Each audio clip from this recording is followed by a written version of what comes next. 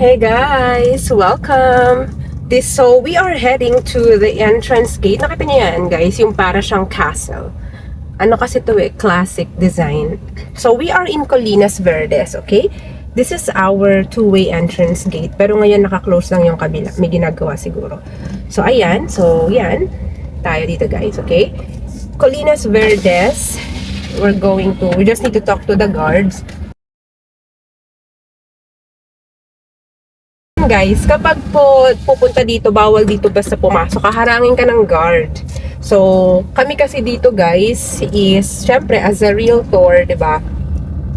Pwede kaming mag-update, pumasok.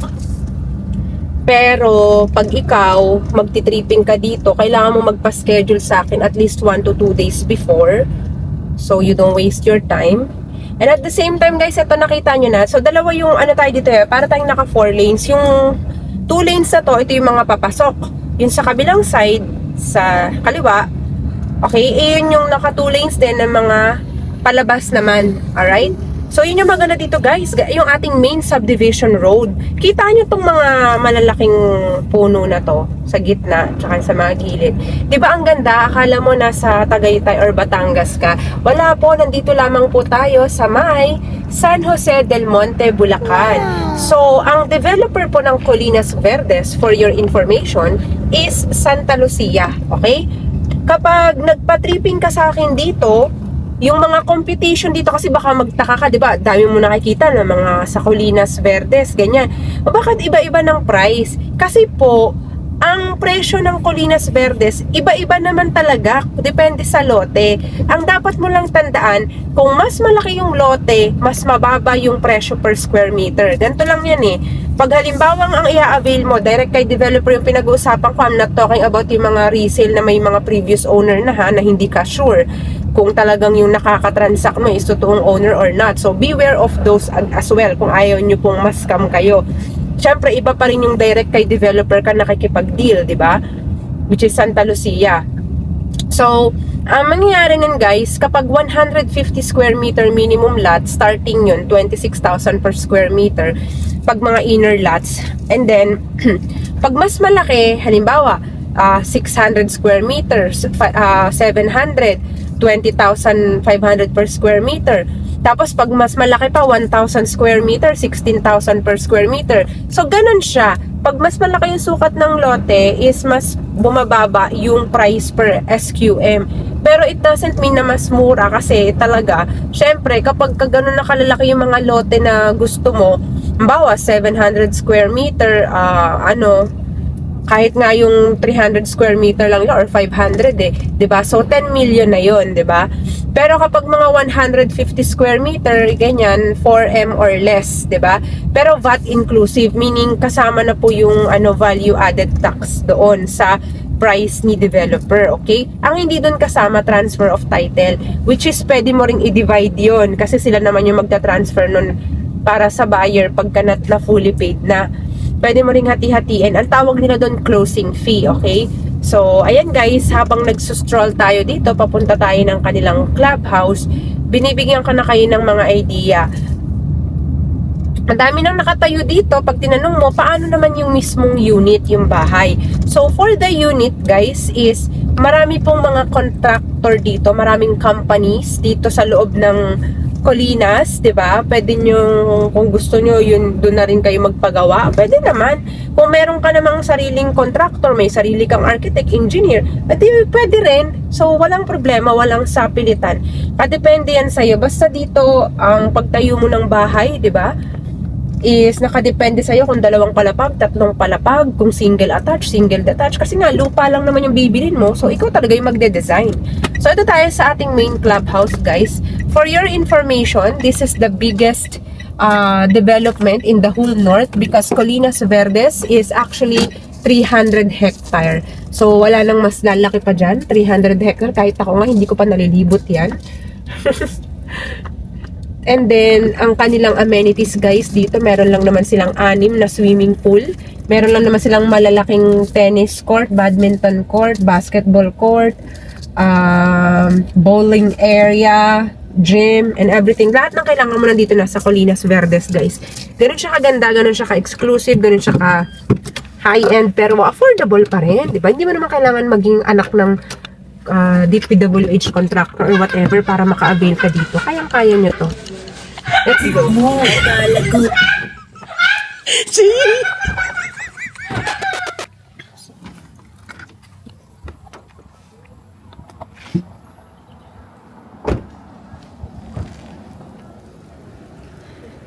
So guys, ayun nga.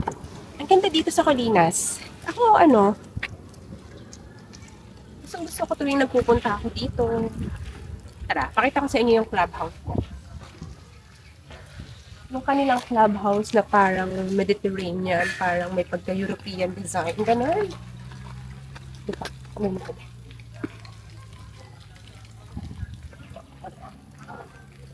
Ayun siya guys. Kasi yung swimming pool natin. Isa pa lang to sa mga main pool natin na marami pa tayong water parks, di ba? Kasi nga marami tayong kami.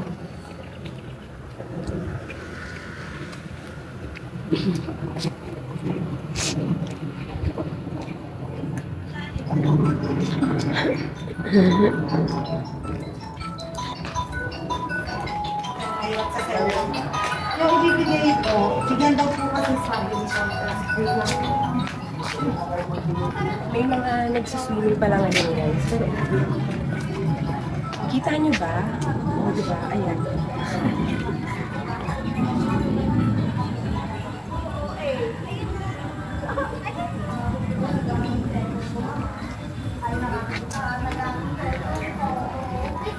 That's our magnificent. At isa pa lang yan sa mga amenities natin dito. Minsan nga guys, meron dito mga nagpipictorial din. Kasi iba talaga yung ambience at aesthetic ng Colinas Verdes, di ba?